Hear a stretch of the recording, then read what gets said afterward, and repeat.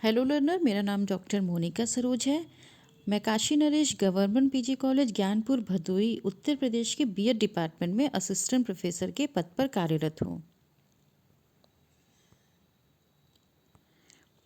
इसके पूर्व के वीडियो में हम लोगों ने व्यक्तित्व का अध्ययन किया कि व्यक्तित्व से हमारा क्या तात्पर्य है।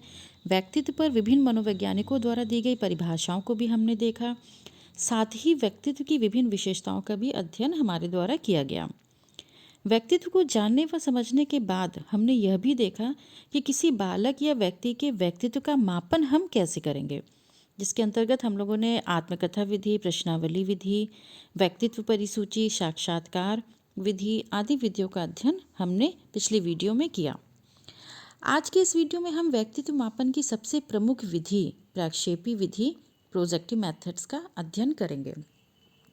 प्रोजेक्टिव मेथड्स से तात्पर्य अपनी बातों, अपने विचारों, अपनी भावनाओं आदि को स्वयं न बताकर किसी अन्य उद्दीपक के माध्यम से अभिव्यक्त करना है। प्रोजेक्टिव मेथड्स के माध्यम से किसी व्यक्ति के अनकॉन्शियस माइंड में छुपे हुए विचारों को जाना जा सकता है। व्यक्तित्व मापन के लिए मनोवैज्ञानिकों ने कई तरह के प्रक्षेपण परीक्षण का वर्णन किया है, जिसमें से निम्नलिखित प्रमुख हैं: रोशा का स्याही धब्बा परीक्षण, शब्द सहचर्य परीक्षण, प्रासंगिक अंतर्बोध परीक्षण, बालक अंतर्बोध परीक्षण और वाक्य पूर्ति परीक्षण। ये सभी परीक्षण जो हैं वो प्रोजेक्टिव मेथड्स के अंतर्गत आने वाले परीक्षण हैं। रोशा का स्याही धब्बा परीक्षण, रोशास इंक ब्लॉक टेस्ट। रोशा के स्याही धब्बे परीक्षण को हम हरमन रोशा परीक्षण, रोशा व्यक्तित्व परीक्षण, स्याही धब्बा परीक्षण, रोशा स्याही धब्बा परीक्षण आदि अलग अलग नामों से भी जानते हैं। रोशा स्याही धब्बा परीक्षण व्यक्तित्व को प्रक्षेपी विधि से मापने वाला परीक्षण है। ये बहुत ही ज़रूरी तथ्य है, इसको हमेशा याद रखना चाहिए कि व्यक्तित्व का मापन जो है वो कई अलग अलग विधियों के द्वारा होता है। सब्जेक्टिव मेथड, ऑब्जेक्टिव मेथड और प्रोजेक्टिव मेथड्स, जिसमें से जो इंक ब्लॉक टेस्ट है, रोशास इंक ब्लॉक टेस्ट जो है वो प्रक्षेपी विधि के अंतर्गत व्यक्तित्व को मापे जाने वाला परीक्षण है। इस परीक्षण का निर्माण स्विट्जरलैंड के प्रसिद्ध मनोचिकित्सक हरमन रोशा द्वारा 1921 में किया गया था। ये जो फोटोग्राफ्स आपको दिख रही है ये हरमन रोशा की फ़ोटोग्राफ्स है और इन्होंने ही इंक ब्लॉक टेस्ट का निर्माण 1921 में किया था, जो कि बहुत ही फेमस पर्सनैलिटी को मेज़र करने वाला बहुत ही फेमस टूल है रोशास इंक ब्लॉक टेस्ट, जिसका निर्माण हरमन रोशा ने 1921 में किया था। हरमन रोशा को क्लैक्सोग्राफी में बहुत ज़्यादा इंटरेस्ट था। क्लैक्सोग्राफी एक प्रकार की आर्ट है जिसमें कि स्याही के धब्बे के माध्यम से इमेजेस अलग अलग तरह की बनाई जाती थी और हरमन रोशा को इनमें बहुत ज़्यादा इंटरेस्ट था। इन्होंने मानसिक रोगियों पे बहुत ज़्यादा अध्ययन किया था। इन्होंने मानसिक रोगियों से विभिन्न आर्ट वर्क बनवाए और उन आर्ट वर्क के माध्यम से उन्होंने ये बताया कि किस प्रकार से इन आर्ट वर्क के माध्यम से हम इनके व्यक्तित्व को जान सकते हैं, और इन्होंने इस पे बहुत पेपर भी अपने पब्लिश करवाए थे। और वहीं पे 1921 में उन्होंने एक बुक पब्लिश की, साइको डायग्नोस्टिक, और इस बुक में 10 इंक ब्लॉक्स थे जिसकी चर्चा हम आगे इस टेस्ट में करेंगे, जिसकी बहुत ही हाई डायग्नोस्टिक वैल्यू थी। और यही जो 10 इंक ब्लॉक थे इसी पर हरमन रोशा का स्याही धब्बा परीक्षण बेस्ड है।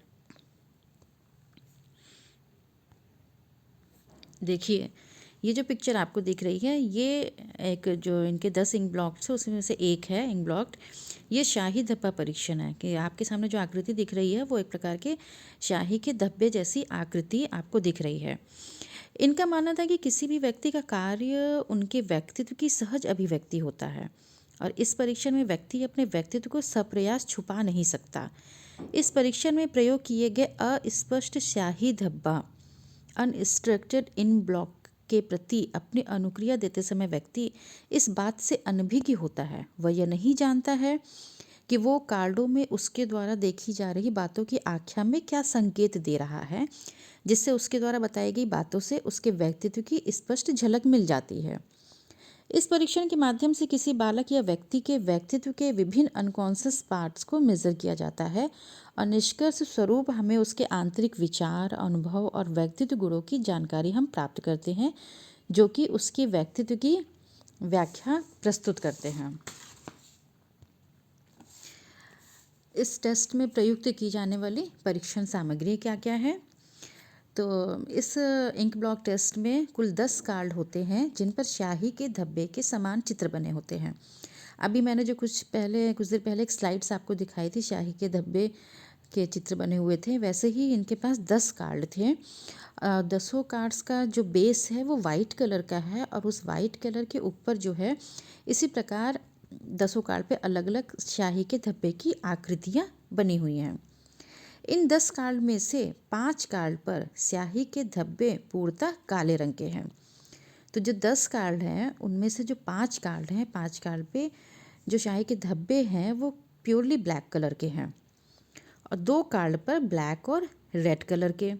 वहीं पर 3 कार्ड पर कई रंगों की धब्बे जैसी आकृति बनी है।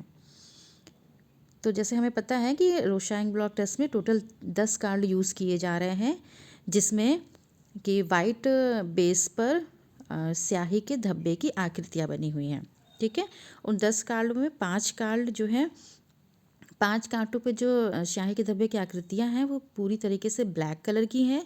2 कार्ड पर काले और लाल रंग की हैं और वहीं 3 कार्ड पर कई रंगों की आकृतियाँ छपी हुई हैं।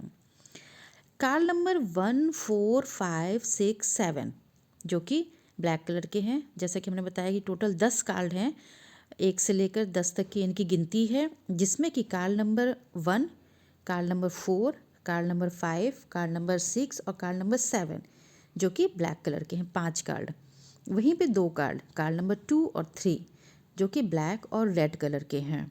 और जबकि बचे हुए हमारे 3 card, card number 8, card number 9 और कार्ड नंबर 10 जो है वो मल्टी कलर के हैं। इसमें कई कलर का यूज़ किया गया है। ये 10 कार्ड आपके सामने हैं, आप देख सकते हैं। Card number 1, card number 2, card number 3, card number 4, card number 5।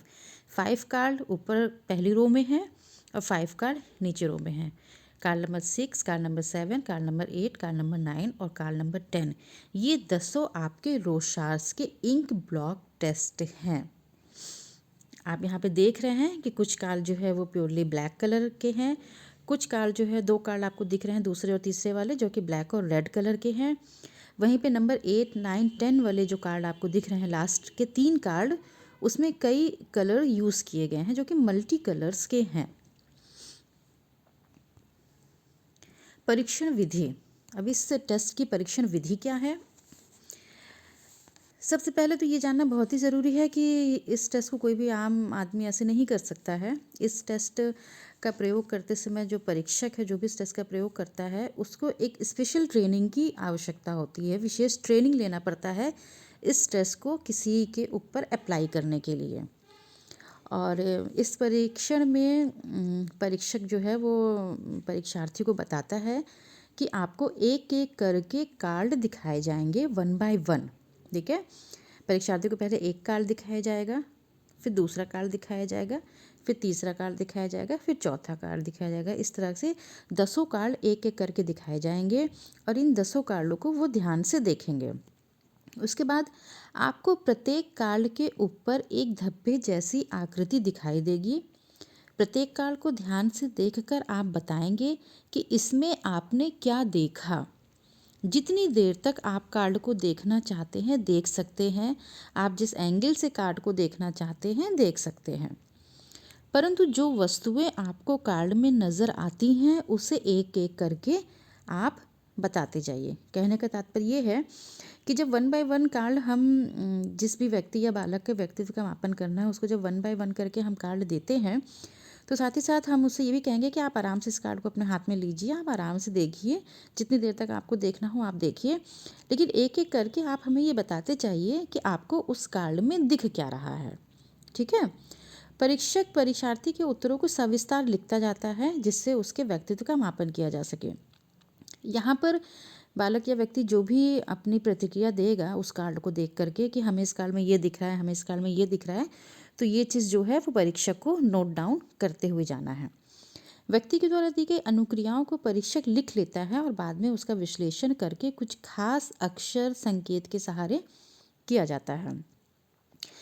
Generally पूरे कार्ड पर रिस्पॉन्स करने में जनरली कोई आदमी अगर व्यक्ति या बालक अगर इन 10 कार्डों को देखता है और बताता है अपना रिस्पॉन्सेस, तो ये सब करने में जनरली 20 से 30 मिनट तक का समय लग जाता है। और हर कार्ड पर रिस्पॉन्स करने में व्यक्ति कितना समय ले रहा है उसे भी नोट डाउन किया जाता है। विश्लेषण, scoring of ink blot test, या इसका जब हमने 10 कार्ड दे दिया बालक या व्यक्ति को और 10 कार्ड पर उसने हमको रिस्पांस दे दिया, तो उसके बाद हम इसका एनालिसिस हम कैसे करेंगे या इसकी स्कोरिंग हम कैसे करेंगे, ये हम देखते हैं। तो परीक्षार्थी के उत्तरों का विश्लेषण जो है वो निम्नलिखित बातों के आधार पर किया जाता है, जिसमें से 3 चीज़ें बहुत ही ज़्यादा ज़रूरी हैं जो भी हमें वो रिस्पॉन्स दे रहा है, जिसमें कि लोकेशन बहुत ज़रूरी है, डिटर्मिनेंट बहुत ज़रूरी है और कंटेंट बहुत ज़रूरी है। ये 3 चीज़ बहुत ज़रूरी है। उसके अलावा भी कुछ चीज़ें और ज़रूरी हैं, जैसे कि time, form quality, frequency of accuracy, ये भी बहुत ज़रूरी है। लेकिन लोकेशन, डिटर्मिनेंट्स और कंटेंट सबसे ज़्यादा ज़रूरी है। तो हम इनके बारे में देख लेते हैं कि ये क्या क्या चीज़ें हैं। लोकेशन, इसमें यह देखा जाता है कि व्यक्ति की प्रतिक्रिया धब्बे के विशेष भाग की तरफ थी या पूरे धब्बे के प्रति। अब हमें ये ध्यान देना है कि व्यक्ति जब हमें हर कार्ड का रिस्पांस बता रहा है, तो रिस्पांस देते समय व्यक्ति ने धब्बे का कितने एरिए पर रिस्पांस जो है वो व्यक्ति के द्वारा दिया गया, उसने पूरे धब्बे को देख करके अपना रिस्पांस दिया कि धब्बे के किसी पार्ट को देख करके, किसी एक अंश को देख करके, किसी एक कोने को देख करके अपना रिस्पांस दिया। आखिर वो धब्बे के किस लोकेशन पर उसने अपना फोकस किया था। ठीक है, यहाँ पे ये कहने का तात्पर्य है। व्यक्ति जो भी रिस्पॉन्सेस देता है उसको एक कोडिंग दे दी जाती है, जैसे कि होल ब्लॉट को कैपिटल W से इंडिकेट किया जाता है, कॉमन डिटेल को कैपिटल D से, अनयूजुअल डिटेल को कैपिटल D और स्मॉल d से, वाइट स्पेस एरिया को S से कोड किया जाता है। अगर व्यक्ति पूरे धब्बे को देखकर अपनी प्रतिक्रिया देता है तो capital W, whole blot. Common detail मतलब सामान्यतः जो सभी लोग जनरली इसका आंसर बताते हैं, अगर वही आंसर वो व्यक्ति भी दे रहा है, वही चीज़ें उस व्यक्ति को भी दिख रही हैं, तो इसे कॉमन डिटेल कहते हैं और इसे कैपिटल D से व्यक्त करते हैं। अनयूजुअल डिटेल में मतलब अगर वो इस चित्र में जो भी चीज़ें दिख रही हैं, जो भी आंसर समानता हमें प्राप्त होते हैं, उनसे अलग हट के कोई नया वो जवाब देता है, तो उसे कैपिटल D और स्मॉल d से हम व्यक्त करते हैं। वहीं पे अगर उसने अपना सारा ध्यान जो है वो वाइट एरिए को देख करके दिया है, तो उसे हम इस कैपिटल S के थ्रू बताते हैं, जो कि वाइट स्पेस एरिया जो है वो बैकग्राउंड में जो हमारे पेपर का कलर है वो है। डिटर्मिनेंट्स में क्या होता है कि इसमें यह देखा जाता है कि व्यक्ति की प्रतिक्रिया धब्बे के किस गुण के कारण है। व्यक्ति ने जो अपनी प्रतिक्रिया दी है वो धब्बे के किस गुण के कारण दी है, या उसके बनावट के कारण दी है, या उसके रंग के कारण दी है। आखिर इंक ब्लॉक में ऐसा क्या है, धब्बे में ऐसा क्या है जिसको देख करके बालक या व्यक्ति रिस्पॉन्स कर रहा है। इंक ब्लॉट में या शाही धब्बा में एटलीस्ट ऐसी 4 प्रॉपर्टीज़ होती हैं जिन पर व्यक्ति जनरली अपना रिस्पॉन्स देते हैं। Shape, movement, colour and shading. धब्बे को शेप को देख करके वो रिस्पॉन्स दे रहा है कि धब्बे का आकार क्या है। ठीक है, या तो वो धब्बे में कोई मूवमेंट को अगर देख करके रिस्पॉन्स दे रहा है कि जैसे कि 2 व्यक्ति चल रहे हैं, या 2 पक्षी आपस में उड़ रहे हैं, या जानवर किसी प्रकार की कोई गतिविधि कर रहे हैं, तो इस तरह की चीज़ें मूवमेंट कहलाती हैं। कि व्यक्ति ने धब्बे के शेप को देख करके वो रिस्पॉन्स कर रहा है, या धब्बे में कोई मूवमेंट को देख करके वो रिस्पॉन्स कर रहा है, या धब्बे के कलर पर उसका फोकस है, या धब्बे के शेडिंग पर उसका फोकस है। आखिर वो किस चीज़ पर अपनी प्रतिक्रिया वो व्यक्त कर रहा है, धब्बे के किस गुण के को बेस बना के वो अपनी प्रतिक्रिया व्यक्त कर रहा है। या ऐसा भी हो सकता है कि इनके सभी के कॉम्बिनेशन भी हो सकते हैं कि जिसके आधार पे वो अपनी प्रतिक्रिया कर रहा है।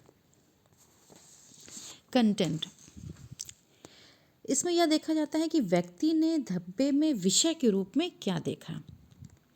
आखिर व्यक्ति ने इस धब्बे में विषय के रूप में क्या देखा। जैसा कि व्यक्ति ने धब्बे में अगर कोई मनुष्य की आकृतियाँ देखी हो, या कोई पशु की आकृति देखी हो, या किसी वस्तु की आकृति देखी हो, या किसी प्राकृतिक दृश्य की आकृति देखी हो, आखिर उसका कंटेंट क्या है, उसने धब्बे में जो देखा वो क्या चीज़ देखा है। जैसा कि हम इस टेबल में देख रहे हैं कि अगर उसने संपूर्ण होल ह्यूमन को देखा तो उसे कैपिटल एच से इंडिकेट किया जा सकता है। एक पूरी मानव की आकृति अगर उसने देखी है तो उसे कैपिटल एच से हम इंडिकेट करते हैं।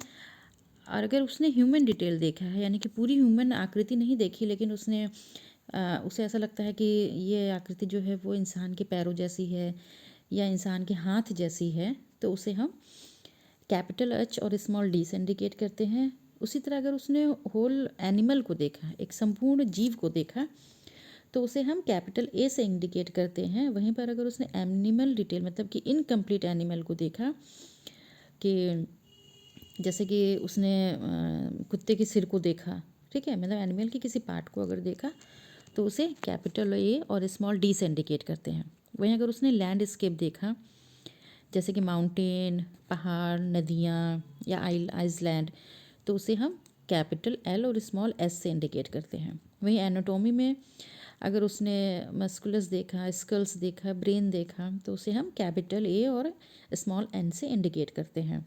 वहीं साइंस में अगर उसने कार्स, मोटर्स, वेपन्स आदि को अगर देखा, तो उसे कैपिटल एस और स्मॉल सी से इंडिकेट करते हैं। अगर उसने ब्लड देखा, खून देखा, तो उसे कैपिटल बी और स्मॉल एल से इंडिकेट करते हैं। और उसने अगर आर्ट को देखा, तो उसे जैसे कि ड्राइंग, पेंटिंग या ज्वेलरी, तो उसे हम ए आर टी से व्यक्त करते हैं। क्लाउड को अगर उसने देखा, बादलों को देखा, तो कैपिटल सी और स्मॉल एल से इंडिकेट करते हैं। क्लोथिंग को देखा तो कैपिटल सी स्मॉल जी से उसे इंडिकेट करते हैं। बॉटनी में अगर उसने लीव्स, स्टेम या रूट्स आदि को देखा, तो हम कैपिटल बी और स्मॉल टी से उसे इंडिकेट करते हैं। फूड को अगर उसने देखा तो कैपिटल एफ और स्मॉल डी से व्यक्त करते हैं। जियोग्राफी में अगर उसने देखा, रिस्पॉन्सेज ऑफ मैप्स अगर उसने देखा, तो कैपिटल जी और स्मॉल ई से इंडिकेट करते हैं। फायर उसने अगर देखा, फायर या स्मोक जैसी चीज़, तो उसे कैपिटल एफ और स्मॉल आई से इंडिकेट करते हैं। टाइम, इसमें ये देखा जाता है कि व्यक्ति ने स्याही के धब्बे को देखने में कितना समय लिया, कम या अधिक। ठीक है, यहाँ पे 10 कार्ड हैं, 10 कार्ड व्यक्ति को एक एक करके दिए जाते हैं और एक एक कार्ड को देख करके वो अपने रिस्पॉन्स को बताता है। तो यहाँ पे ये देखा जाता है कि हर कार्ड को उसने कितनी देर तक अपने पास रखा है, कितनी देर तक का समय लिया उसने प्रत्येक कार्ड को देखने में और अपना रिस्पॉन्स देने में। ठीक है, तो इसी प्रकार हम हर कार्ड की टाइमिंग को नोट करते हैं कि व्यक्ति पहले कार्ड में कितना टाइमिंग ले रहा है, दूसरे कार्ड में कितना टाइमिंग ले रहा है, तीसरे कार्ड में कितना टाइमिंग ले रहा है, चौथे कार्ड में कितना टाइमिंग ले रहा है। तो इस प्रकार प्रत्येक 10 कार्ड की टाइमिंग हम नोट करते हैं कि व्यक्ति प्रत्येक 10 कार्ड को कितनी कितनी देर के लिए अपने पास रख रहा है और जवाब वो दे रहा है। फॉर्म क्वालिटी, इसमें यह देखा जाता है कि व्यक्ति ने जो विषय स्याही के धब्बे में देखा है, वह स्याही के धब्बे की आकृति के साथ कितना संबंध रख रहा है। ठीक है, कितनी, इसे हम लोग फॉर्म क्वालिटी कहते हैं कि व्यक्ति दो चीज़ जो देख रहा है, जैसे कि मान लीजिए हमारा जो पहला कार्ड था, जब मैंने उस पहले कार्ड को देख रही हूँ तो उस पहले सिमिलरिटी ये है कि वो देखने में एक प्रकार से चमगादड़ जैसा लग रहा है। ठीक है, तो इससे काफ़ी कुछ सिमिलरिटी है क्योंकि वो चित्र जो है वो देखने में रियल में चमगादड़ जैसा लग रहा है। तो यहाँ पर ये देखा जाता है कि व्यक्ति जो वो रिस्पॉन्स दे रहा है और एक्चुअल में उस स्याही के धब्बे में जो आकृति बनी हुई है, जो इंडिकेट कर रही है वो आकृति, उससे उसका रिस्पॉन्स कितना ज़्यादा संबंध रख रहा है। फ्रीक्वेंसी ऑफ एक्यूरेंस, इसे पॉपुलर रिस्पॉन्स भी कहते हैं। इसमें यह देखा जाता है कि व्यक्ति कितने ज़्यादा पॉपुलर रिस्पॉन्स दे रहा है। पॉपुलर रिस्पॉन्स से मतलब ये है कि हर कार्ड पर ज़्यादा से ज़्यादा जो रिस्पॉन्स आते हैं उसमें से कॉमन चीज़ें जो होती हैं वो पॉपुलर रिस्पॉन्स होते हैं। जैसे कि हम कार्ड अगर पहले कार्ड को लेते हैं तो पहले कार्ड पे जो सबसे ज़्यादा पॉपुलर रिस्पॉन्स है या जो चीज़ें इस पे हमारे सामने आई हैं वो ये है कि लोगों ने बताया कि इस पे बैट, बटरफ्लाई या मोथ उन्हें दिख रहा है। तो ये सबसे ज़्यादा कॉमन और पॉपुलर रिस्पॉन्स है। कार्ड 2 में 2 human, 4 leg animal, dog, elephant, bear. ठीक है, कार्ड 2 में उन्हें 2 इंसान दिख रहे हैं या 4 पैरों वाला जानवर दिख रहा है या कुत्ता दिख रहा है या हाथी या बियर दिख रहा है।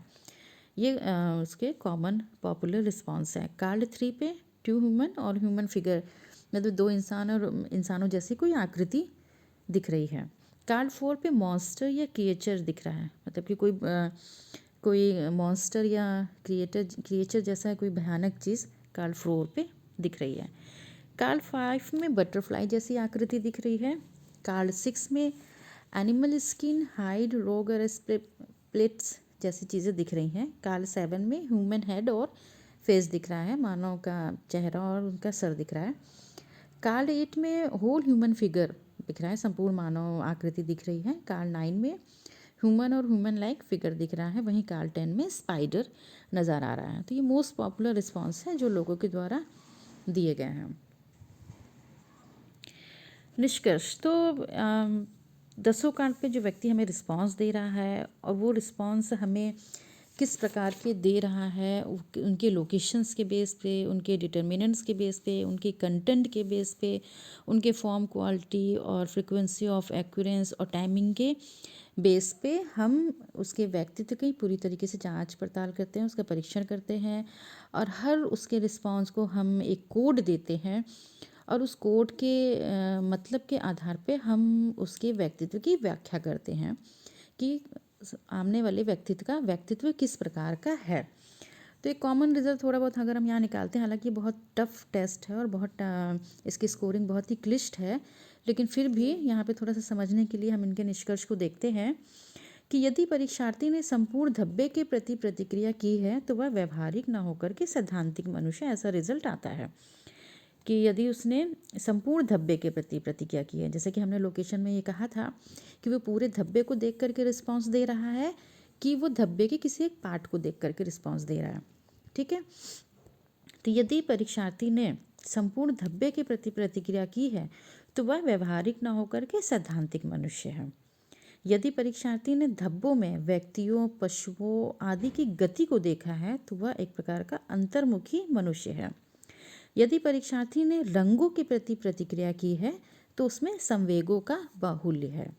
यदि परीक्षार्थी ने धब्बों के भागों के प्रति प्रतिक्रिया की है तो वह छोटी छोटी व व्यर्थ की बातों को ध्यान देने वाला मनुष्य है। कुछ इस तरह का रिजल्ट हमारे इंक ब्लॉक टेस्ट से निकल के आता है। रेफरेंसेस में यूज़ किए गए सामग्री यहाँ पे इस प्रकार है। ओके, थैंक यू, धन्यवाद।